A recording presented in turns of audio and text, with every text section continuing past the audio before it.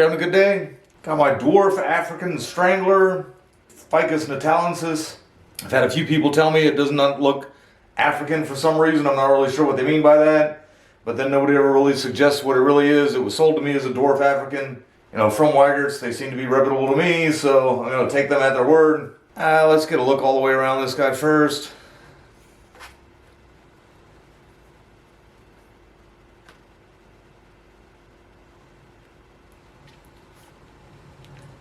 Alright, so right around, I know you guys might be tired of hearing about our little storm we had here and everything, but right around that time I was considering giving it a good cleanup and maybe some wiring. I actually had wired it in May, and I had just kind of been slowly taking off the wire here and there as I kind of noticed it was biting in a little.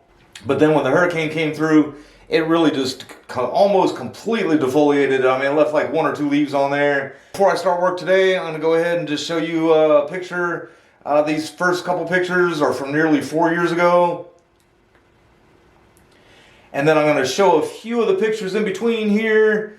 There in the early pictures, there was this trunk right here. This was actually a taller piece that came out there. And I had attempted to air layer that off.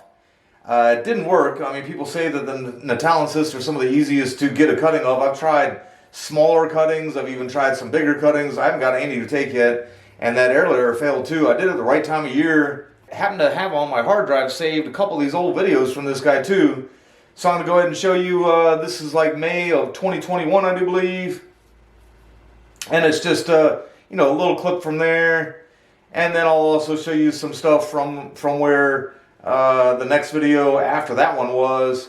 I don't have any of the most recent one that I did the wire on it. But I do have those 2 other clips there. Just kind of show you some of the evolution of the tree.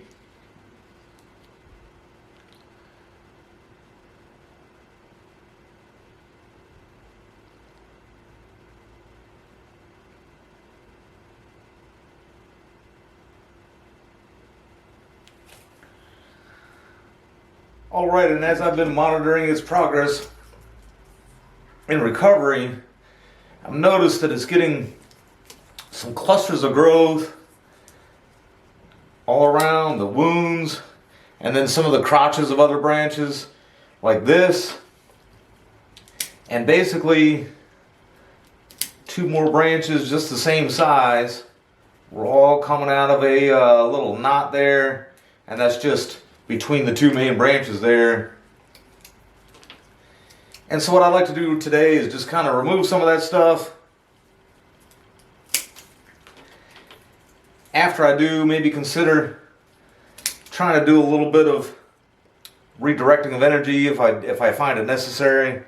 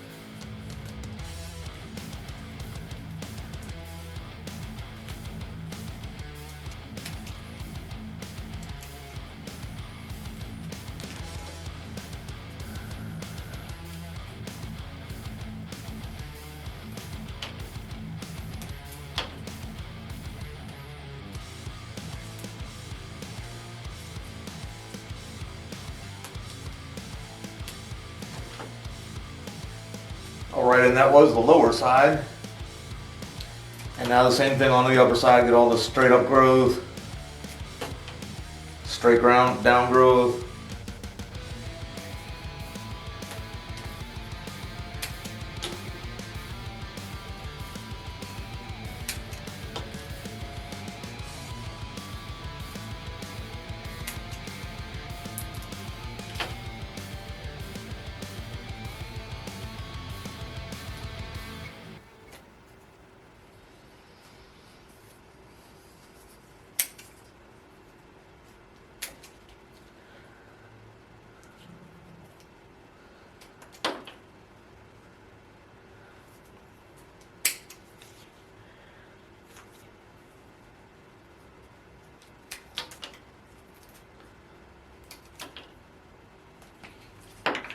Alright, I'm not entirely sure why I've been trying to hold on to this little branch here. That's where that taller piece came out right there. It seems to be rolling over fine. Maybe I was thinking for healing, but now this branch is finally kind of filling in on its own, and it's directly across. Probably hard to tell just from how the size of the tree. It's kind of too heavy for me to show all that well. Because these two are coming out of the same side, I'm not really sure why I left it there, because it's causing a bit of an obvious bulge there, which the aerial root is too. But I'm going to try and see if I can't just take that off altogether. That's probably pretty good. I did that with my concave cutters, and I was thinking about hitting it with the knob cutters too. But maybe since that actually has some live tissue hanging around the edge, I'll let that heal up a little bit and then come through with the knob cutters later on if I need to. Alright, so that's the last of the obvious stuff that I could see that needed to be pruned up there. I'm going to come through and do a partial defoliation. I know at one point I did give this guy like a really hard prune in December, and it seemed like it never really wanted to come back. And, you know, I explained about the storm damage and everything else. So right now what I'm doing, instead of, making sure that I'm not giving it a hard prune, as in cutting all of the growing tips, I'm just trying to get some of the older leaves, some of the greener ones. We actually have, I see the northern people are getting a cold snap, and we're going to get one too. I think it's supposed to get down to 40 degrees like Christmas Eve, or maybe it's Christmas night.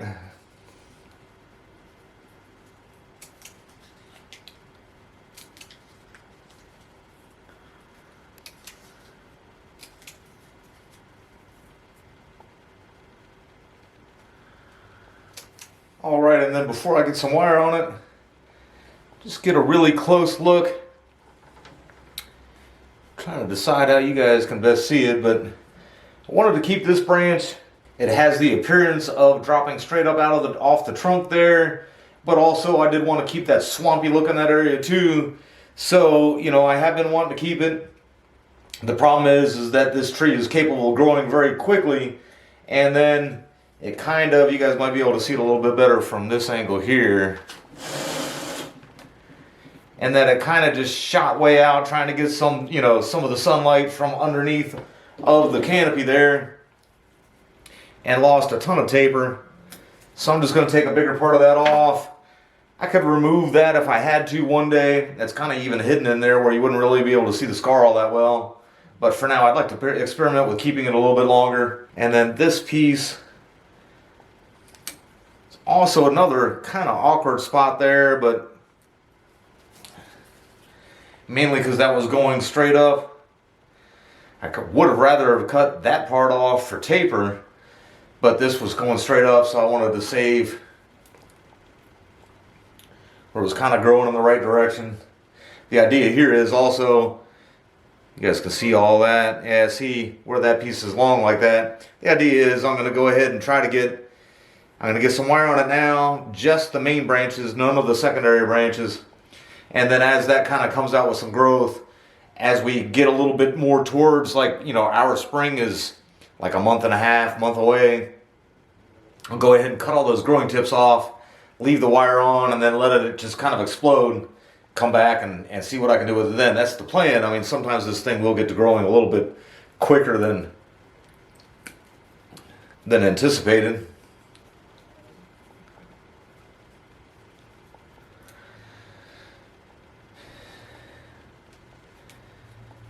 Another kind of a straight up piece. This piece has kind of lost a little taper too. It's got two growing tips coming off of it, so I'm just going to cut the longer one off.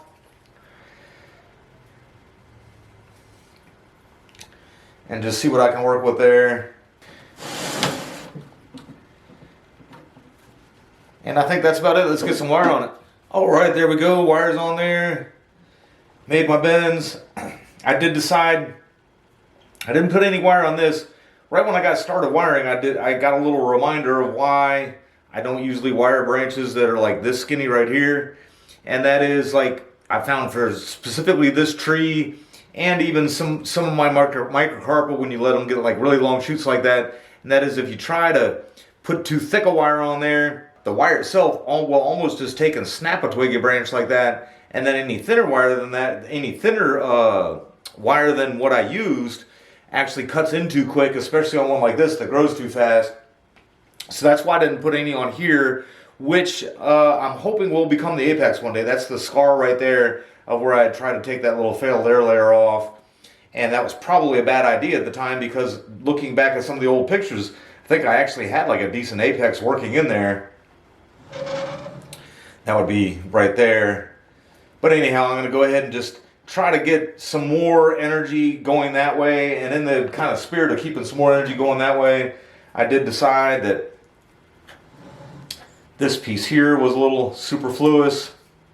And then that piece here that I was just referring to, especially, you know, I got some wire on this side, got a wire down, and those two pieces really didn't have much taper. But I'm going to leave that piece on there just because that would then leave a pretty big negative space on that side of the tree right there. Try to get that a little bit closer. But that's what it's looked like. I think for my plan of trying to come back and, you know, right after I see maybe a couple more, I mean, I say spring, not really even spring, but when I see a few more flushes of growth where this thing starts getting some layers of leaf on it, I'll probably leave the apex alone, try to let that go ahead and formulate a little bit better, and then come back and cut all these growing tips off. And again, like I said, then once that does get kind of fully into spring, should look really cool. We'll see what happens.